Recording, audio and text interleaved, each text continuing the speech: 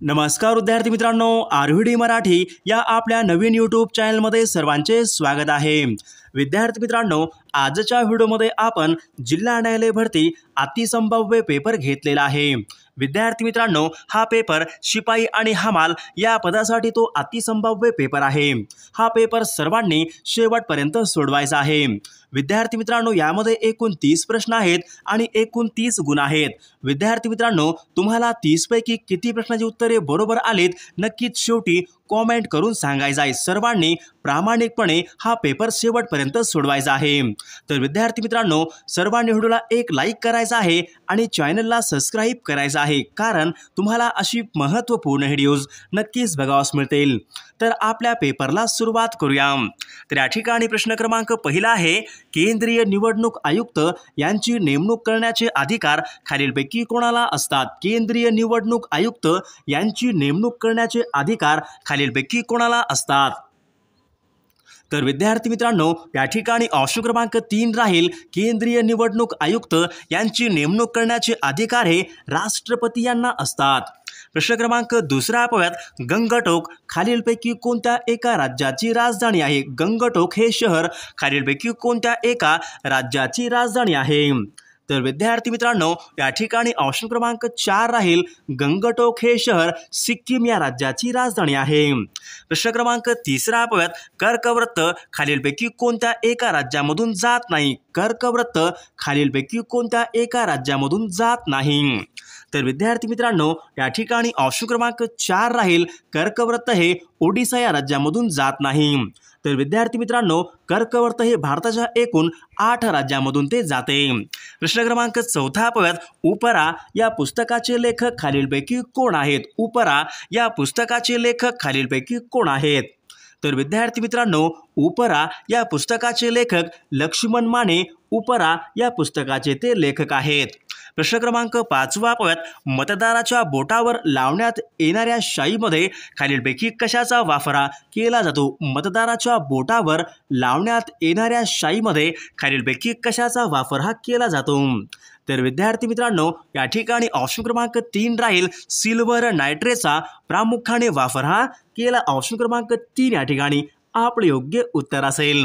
प्रश्न क्रमांक 6 पाहूयात, भारूड हा रचना प्रकार खालीलपैकी कोणत्या संतांनी रूढ केलेला प्रकार आहे? भारूड हा रचना प्रकार खालीलपैकी कोणत्या एका संतांनी रूढ केलेला प्रकार आहे? तर विद्यार्थी मित्रांनो, या ठिकाणी ऑप्शन क्रमांक 3 राहील, भारूड हा रचना प्रकार संत एकनाथ महाराज यांनी तो रूढ केलेला प्रकार आहे।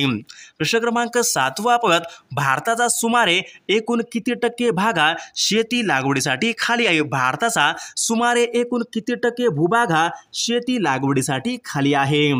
तर विद्यार्थी मित्रांनो, या ठिकाणी ऑप्शन क्रमांक 3 राहील, भारताचा एकूण 60% भूभाग शेती लागवडीसाठी खाली आहे। प्रश्न क्रमांक 8 पाहूयात, पाणीपत हे ठिकाण खालीलपैकी कोणत्या एका राज्यामधलं ठिकाण आहे? पाणीपत हे ठिकाण खालीलपैकी कोणत्या एका राज्यामधलं ते ठिकाण आहे? तर विद्यार्थी मित्रांनो, या ठिकाणी ऑप्शन क्रमांक 4 राहील, पाणीपत हे ठिकाण हरियाणा या राज्यामधलं ते ठिकाण आहे। प्रश्न क्रमांक 9 पाहूयात, केरळमधले खालीलपैकी कोणतं एक अभयारण्य आहे जे हत्तींसाठी प्रसिद्ध आहे? केरळमधलं खालीलपैकी कोणतं एक अभयारण्य आहे जे हत्तींसाठी प्रसिद्ध आहे?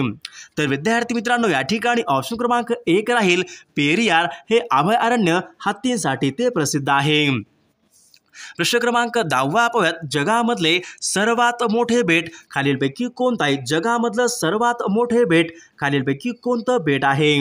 तर विद्यार्थी मित्रांनो, या ठिकाणी ऑप्शन क्रमांक 2 राहील, ग्रीनलँड हे बेट जगामधलं सर्वात मोठे बेट आहे।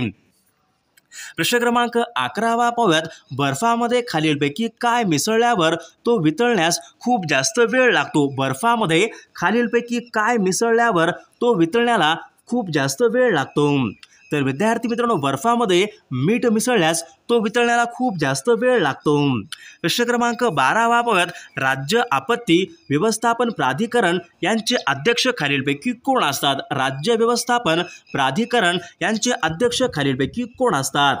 तर विद्यार्थी मित्रांनो, या ठिकाणी ऑप्शन क्रमांक 2 राहील राज्य आपत्ती व्यवस्थापन प्राधिकरण यांचे अध्यक्ष हे मुख्यमंत्री असतात.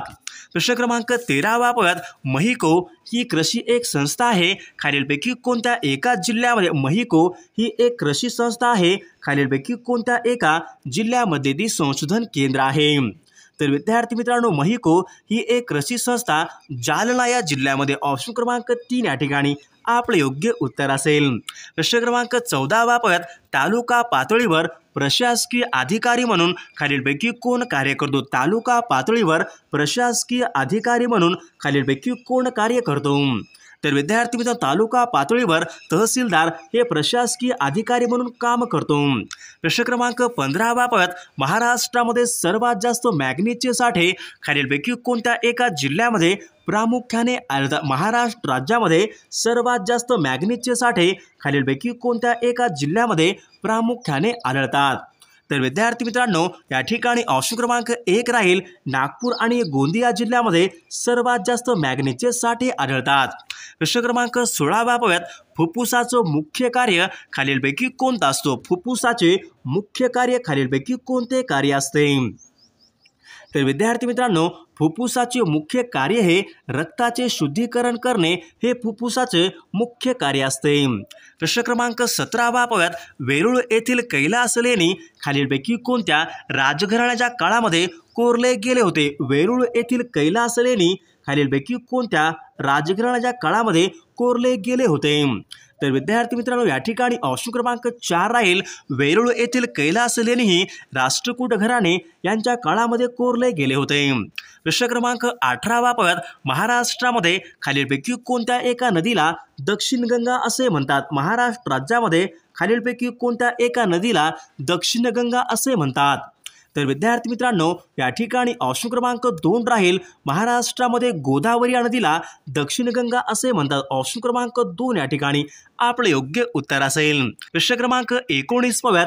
पुण्यश्लोक अहिल्यादेवी होळकर पुरस्कार खालीलपैकी कोणत्या क्षेत्रामध्ये काम करणाऱ्या व्यक्तींना आणि संस्थांना देण्यात येतो? पुण्यश्लोक अहिल्यादेवी होळकर हा पुरस्कार खालीलपैकी कोणत्या क्षेत्रामध्ये काम करणाऱ्या व्यक्तींना आणि संस्थांना देण्यात येतो? तर या ठिकाणी ऑप्शन क्रमांक 1 राहील महिला व बालविकास या ठिकाणी आपले योग्य उत्तर असेल. प्रश्न क्रमांक 20 पाहूयात. खालीलपैकी कोणत्या एका गटामध्ये दिलेली सर्व राष्ट्रीय उद्याने महाराष्ट्रामधली आहेत? खालीलपैकी कोणत्या एका गटामध्ये दिलेली सर्व राष्ट्रीय उद्याने खालीलपैकी महाराष्ट्रामधली आहेत? तर विद्यार्थी मित्रांनो, या ठिकाणी ऑप्शन क्रमांक 2 राहील ताडोबा, पेंच, नवेगाव, बोरवली ही सर्व उद्याने महाराष्ट्र राज्यामधली ती उद्याने आहेत. प्रश्न क्रमांक 21 पाहूयात.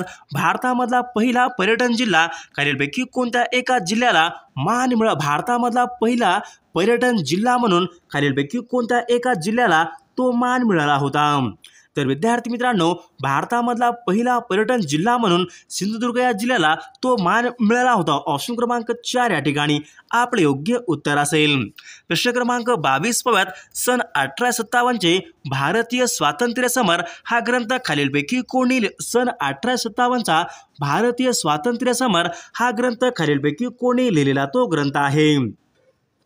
तर विद्यार्थी मित्रांनो, या ठिकाणी ऑप्शन क्रमांक 4 राहील स्वातंत्र्यवीर सावरकर यांनी तो लिहिलेला तो ग्रंथ आहे.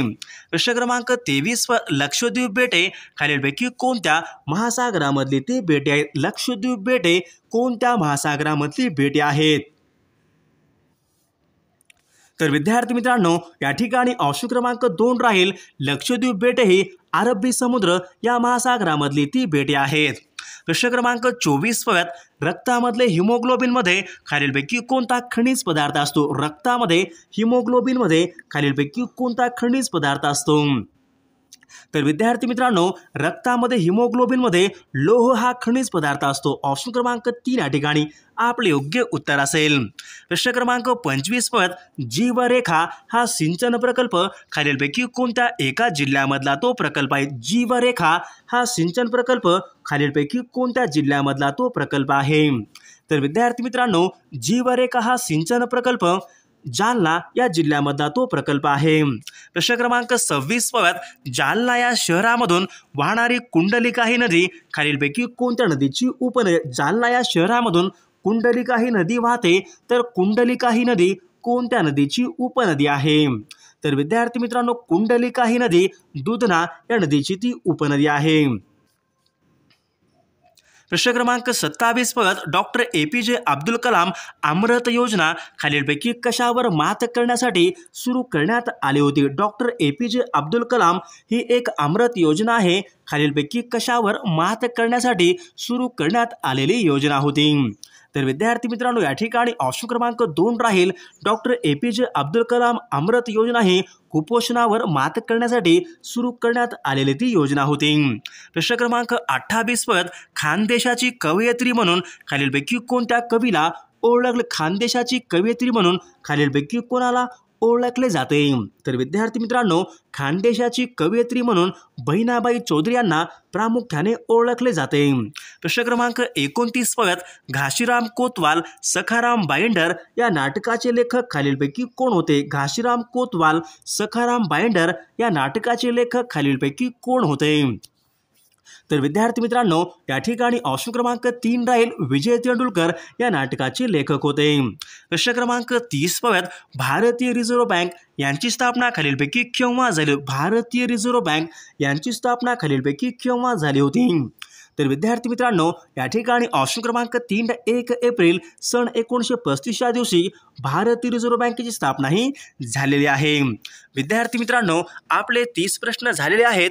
तुम्हाला 30 पैकी किती प्रश्नांची उत्तरे बरोबर आलीत कमेंट करून सांगायचं आहे. सर्वांनी व्हिडिओला एक लाईक करायचा आहे आणि चॅनलला सबस्क्राईब करायचं आहे, कारण तुम्हाला अशी महत्त्वपूर्ण व्हिडिओज नक्कीच बघावयास मिळतील.